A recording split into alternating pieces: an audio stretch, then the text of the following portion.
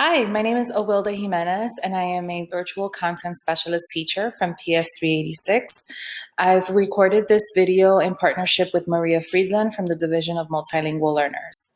And today we are focusing on the Grade 4, Unit 3, Day 16 to 17 lesson entitled Choosing Sides, Patriot, Loyalist, or Neutral.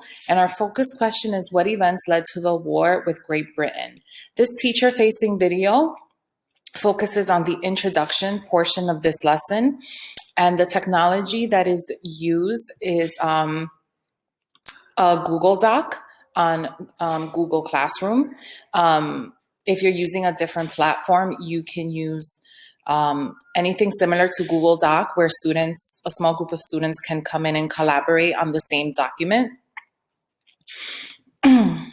Our lesson objective is to explore hypothetical scenarios and secondary sources to explain how a person's identity in colonial America impacted their perspective on the Patriot and Loyalist causes. So this is a two-part lesson, and part one focuses on the reasons to support the Patriots, support the Loyalists, or remain neutral.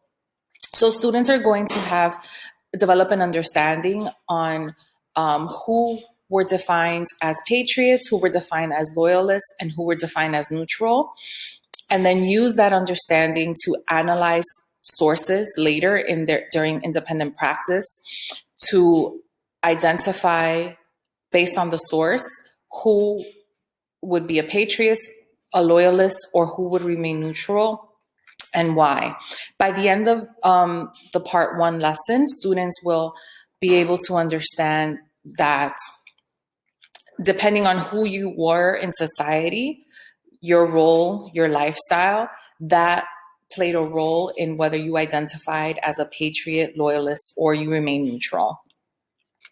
Some vocabulary that students will need to understand for the lesson are Patriots, Loyalists, and neutral, what those terms mean. And there's some slides that you'll see in a few seconds that define these terms. Insurrection, independence, and treason. These words are going to pop up in a video that students will be listening to and analyzing. And the big ideas for this lesson are an identity. Who you are impacts which side you are on. Students also need to understand that not all colonists were Patriots, and that Loyalists thought that there could be peace between the British soldiers and the Patriots. So students need to understand that Loyalists weren't necessarily against the Patriots, but they believed that the two could coexist, that the British soldiers and the colonists could live in the colonies together. The introduction and the model focuses on this video from the HBO miniseries John Adams. One way to give access to ELLs and multilingual learners is to turn the closed captioning on so that students see the dialogue as they're watching the video. I've created some guiding questions that students could answer to help them access the video and understand some of the content. If you'd like, you could break students into small groups, into heterogeneous groups, so that and assign them, if you're using Google Classroom, a Google Doc where they have access to these questions, and then the groups can collaborate to answer some of them. So because the video is 2.5 minutes and there's a lot going on, it would be very important for students to focus on observing the setting where the video is taking place and analyze the characters' body language, their facial expressions, and some of what they're saying. So some guiding questions here are, what do you notice about the setting? How are colonists reacting to the speech that is given? How do you know? What are the British soldiers doing? And what words or phrases help you understand what the speech is about? Students don't necessarily have to understand the entire speech that's given, but if they can identify keywords as words that might be related to more negative words from the colonist perspective, they'll understand, they'll get the gist of the speech. And then the second part from minute 118 to 229, the two colonists are having a discussion. What are they talking about?